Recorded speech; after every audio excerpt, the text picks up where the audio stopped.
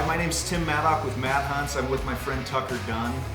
We're here to set the stage about his hunting season this past year with us on a brand new ranch in Mexico. Spoiler alert, he shot a great buck with us. Let's toss it over to Tucker and hear about the first couple of seasons he was down with us, how things went, and what his experience has been.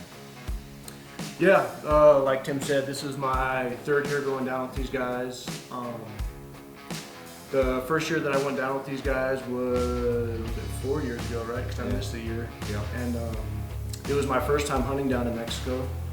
So I was a little nervous going down there, but I knew that these guys have been down there quite a bit. I've been doing it for a long time, and the first year was fun. It was a tough year. Ended up shooting a buck on the, I think it was the very last day? Or day before the last day. Real close to you. And it wasn't the buck that I was after for that year.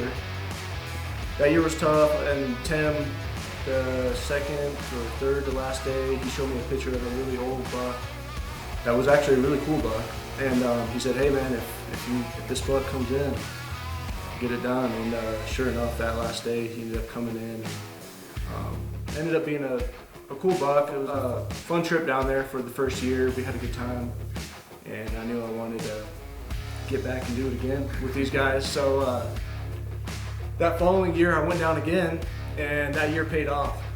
Same though, it started off a little bit slower. I had a target buck again for that year, and ended up not being the buck that I shot that year, but the buck that I did end up shooting was a really nice buck, big buck. So yeah, it was a good time. And of course, after you go down there a second time, you shoot a nice buck. Now you're in it. You're in it going down every year. So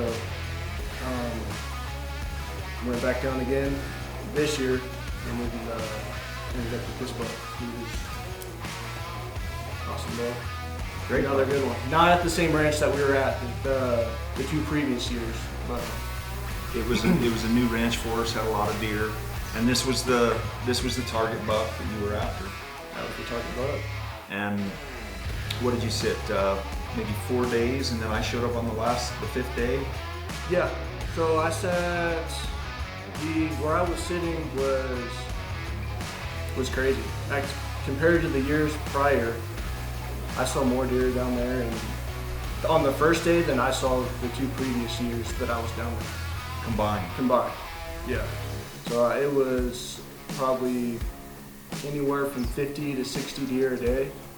And where I was sitting, I actually had 2 different drinkers, one that was in front of me and one that was directly behind me. So when it was hit about 9 o'clock, it was time to, I was looking back and forth between the 2, the front and the back of the blind, checking both of them. And it was nonstop all day. Deer coming in, leaving, coming in, leaving. And that's actually kind of how he got his name, the OG buck, is because every day I was checking the cards and bringing them over to him, and I was like, hey man, what do you think about this one? No, still stick to the OG buck. Hey, what do you think about this one? No, I think the OG one's better. Hey, no. That's kind of how he got the name, the OG buck.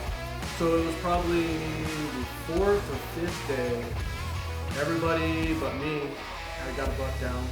And so I was kind of feeling the pressure a little bit, just because how many deer that were coming in every single day, you know. I'm coming back telling these guys, do 50 deer, 60 deer, dude, come on man.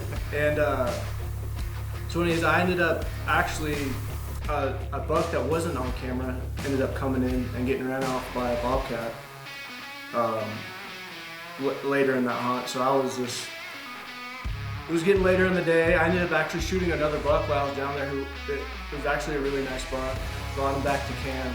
And, you know, everyone was kind of wrapping up camp. And I was like, Tim, you think that buck's gonna come in tomorrow? The OG buck? And Tim's like, yeah, he's probably due, man.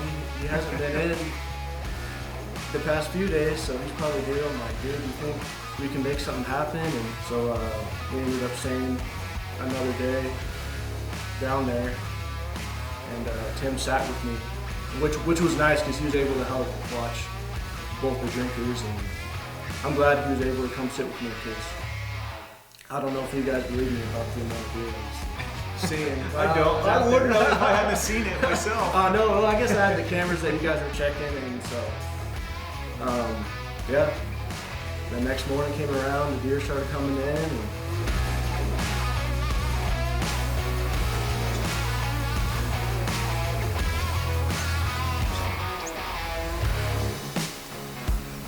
what do you think?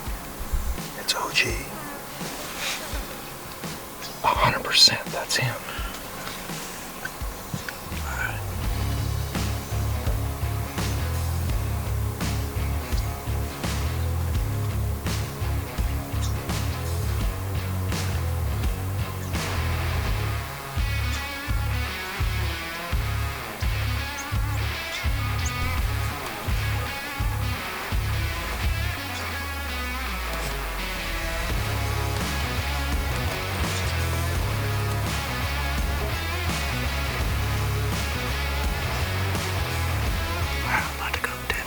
Go ahead, you're good.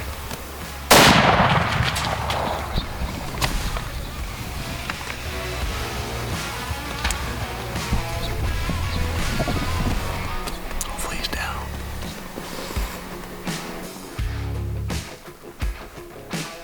So this is where the buck was drinking.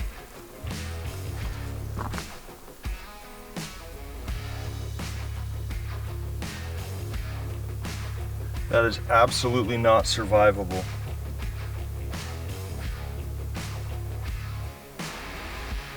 So we're gonna find this buck, Tucker. Let's do it. He might have gone up here, Tuck. There's blood all over the base of this tree.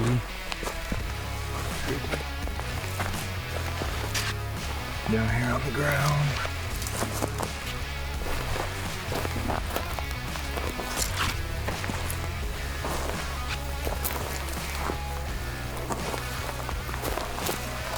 He went up here, not down the watch. There's some right here.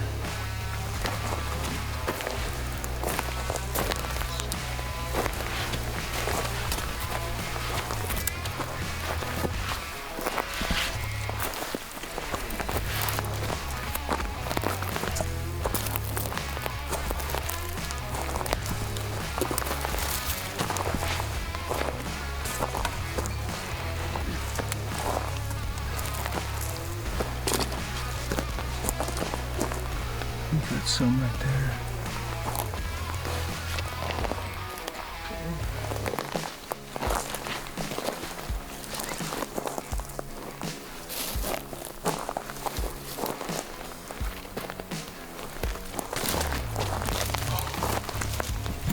Let's go. Let's go. Ooh, yeah. Yes, sir. What a cool buck, man. That's awesome. Get out of the shot. Dude, Awesome buck. he's nice, man.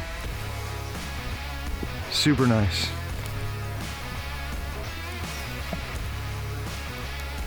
Right on. Thank you, man. You bet, man.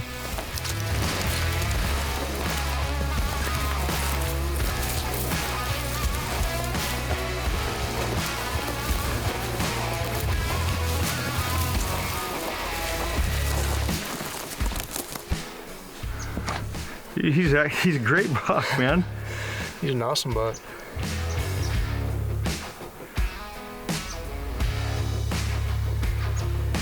Can you get your hand in between his antler tips? Well, your hand won't even fit, will it? Where? You see here? Yeah. Will it? Barely. I can't get my hand through there. There's like an inch, maybe half an inch. Mm-hmm. Super cool, dude. Super cool. So we saw this buck on trail cam pictures, and he was definitely one of the better bucks that was coming in on this ranch. What do you think, Tucker? I agree, man. Appreciate Tim for all his help and sitting with me today. Glad we were able to get it done.